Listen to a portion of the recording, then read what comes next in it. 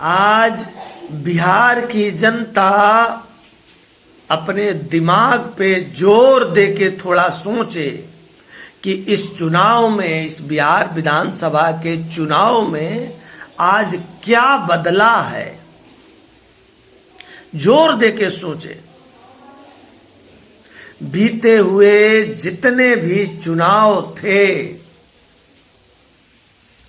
उसमें दो पार्टियां प्रमुख रूप से चुनाव लड़ती थी और बाकी उसके सहयोगी होते थे। और उसके मुद्दे क्या होते थे?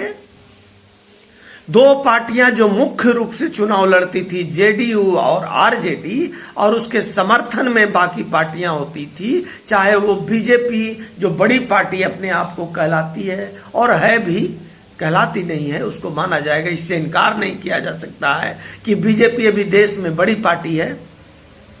तो बीजेपी भी जेडीयू के सहयोगी के रूप में चुनाव लड़ती है और आरजेडी के तरफ से कांग्रेस सहयोगी के रूप में चुनाव लड़ती है। कहना यह है कि दो प्रमुख पार्टियां जो चुनाव लड़ती थी तो मुद्दे क्या होते थे? मुद्दे होते थे कि जेडीयू कहती थी, जेडीयू का गठबंधन एनडीए कहता था कि आप अगर हमको वोट नहीं देंगे तो जंगल राज आ जाएगा, लालू यादव आ जाएंगे। और इसके विपक्ष, इसके उलट आरजेडी क्या कहती थी?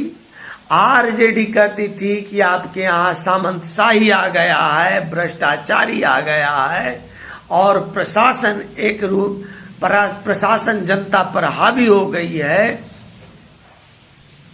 वगैरह वगैरह। तो यही दो मुद्दों पर चुनाव लड़े जाते थे विगत 2 दशकों से। लेकिन अब मुद्दा बदला है।